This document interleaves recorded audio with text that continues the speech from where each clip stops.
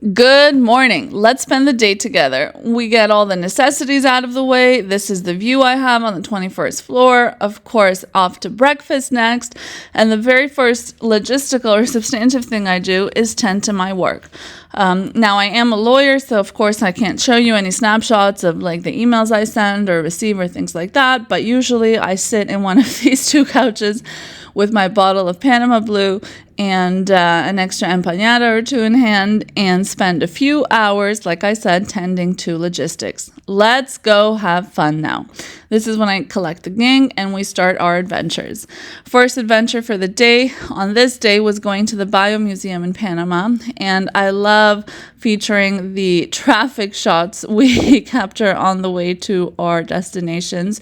Panama has one of the highest number of skyscrapers in the world, Panama City, Panama, that is, and it's always just a marvel driving through. Not just tall, but also really interesting architecturally to look at. Once you get to the BioMuseum, this is the view you're looking at. Again, a perfect blend of the city on one side and the nature on the other side. Now off to the museum. This museum, of course, was an amazing collection of different animal species, and by that I mean land animals, marine animals, all of that to look at. But the most interesting aspect of this museum was discovering that Panama as a piece of land wasn't always there. It was actually a collection of volcanic eruptions that caused the two Americas to bridge together, and that caused complete chaos in the animal world. As you see in this room, you know, the animals are arranged sort of running into each other, and you can see the tension that was caused. Animals coming from all over North and South America. Interestingly, the museum said that humans only came from North America down to Panama. They didn't come from the south up. And again, you can imagine what this would have done not only to animal life, you know, fighting it out for superiority, and people, I guess, maybe less of a fight if they only came from one place, but also the marine animals. To have this huge chunk of land dividing them and being like, wait a second, I can't see my fish pal chef anymore. The final note to the museum after covering the animal and marine life was, of course, the insect world. And again, super interesting history there. It wasn't the biggest museum, but it is the only Frank Gehry designed museum in Latin America, and it was still a lovely experience.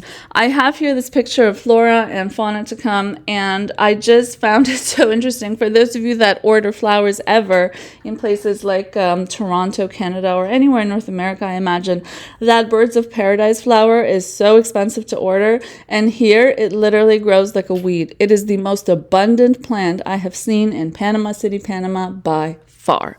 And that yellow bird, just super cute. Don't know the name of it. So that was the first activity of the day. Second, to work, of course. The third activity of the day is going into the Old Town, Casco Viejo. And here, you know, when you don't really know what's going on in a place, like I don't just drive aimlessly through the streets. I went to one destination in particular, and that one destination you'll see in a few seconds is the old cathedral here, the Basilica of Santa Maria.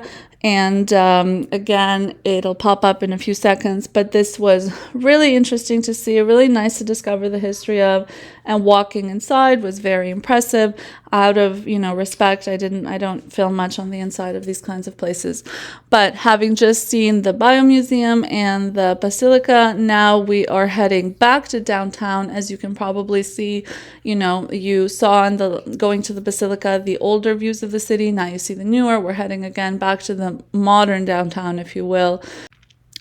We went to the hotel for a pit stop to freshen up. Most days here in Panama City, Panama, we're pushing 40 degrees with humidity, and with high humidity, I should say, and we're pushing 40 degrees Celsius. So to say you need a shower after full days of activities is an understatement. Realistically, you need a shower after stepping outside for just a few minutes here in Panama City.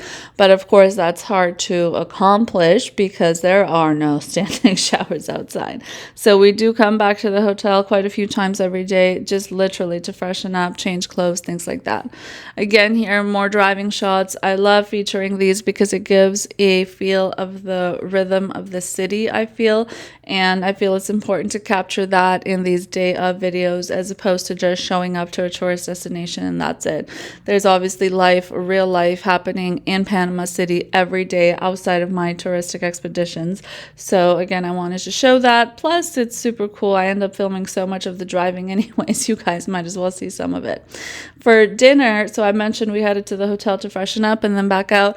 For dinner, believe it or not, for the first time in my life, I went somewhere that I saw advertised on the plane magazine on the flight here. Imagine that.